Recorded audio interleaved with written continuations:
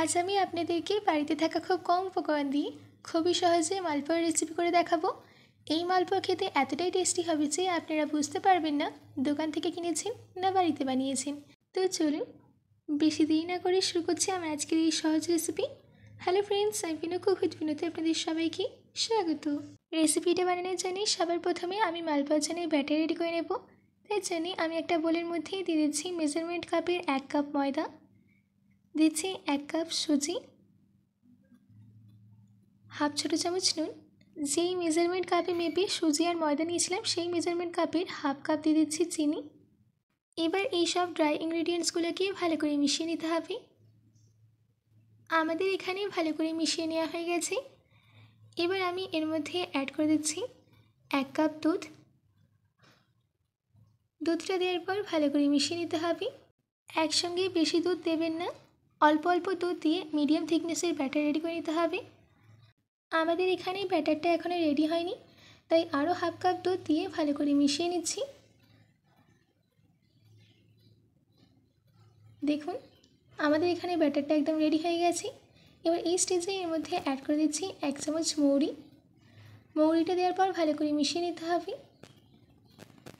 আমাদের এখানে ব্যাটারটা একদম রেডি, ব্যাটারের থিকনেসটা একদম পারফেক্ট হয়েছে।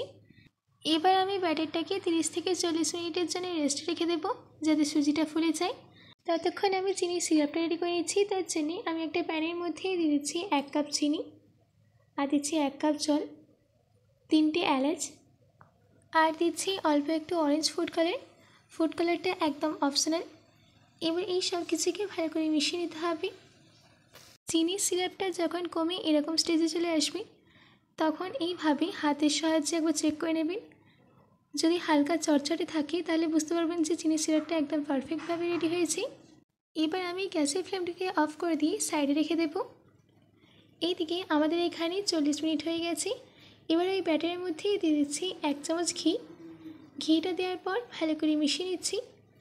ভালো করে মিশিয়ে নেওয়া হয়ে গেছে। এবার আমি মালপোয়া রেডি করে নেব। তার জন্য আমি মিডিয়াম ফ্লেমে তেল গরম করতে দিয়েছিলাম। তেল গরম হয়ে গেলে দিয়ে দিতে হবে ব্যাটার। আমি এখানে 1 ল্যাডেল ব্যাটার একদম ভর্তি করে দিয়েছি। আমি একসঙ্গে 2টো মালপোয়া রেডি করে নেব। দেওয়ার সঙ্গে সঙ্গে মালপোয়াগুলোকে নাড়বেন না। মালপোয়ার ওপরে এইভাবে গরম তেল দিতে হবে যাতে মালপোয়াটা একদম ফুলে যায়। দেখুন আমাদের এখানে মালপোয়া কত সুন্দরভাবে ফুলছে। এবার আমি এটাকে ততক্ষণ ভেজে নেব যতক্ষণের মধ্যে একটা সুন্দর গোল্ডেন ব্রাউন কালার চলে আসি। আমাদের এখানে মালপোয়ার মধ্যে একটা সুন্দর গোল্ডেন ব্রাউন কালার চলে এসেছে। এবার আমি তেল থেকে তুলে চিনির সিরাপের মধ্যে দিয়ে দিচ্ছি।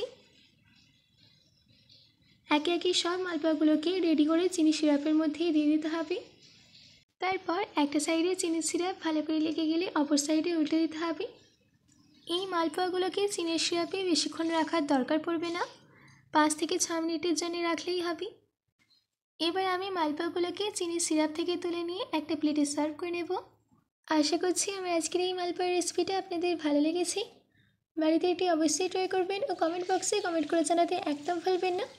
তো আজকের মতো এইটুকু, আবার দেখা হচ্ছে অন্য কোনো রেসিপি নিয়ে। ভালো থাকবেন, সুস্থ থাকবেন।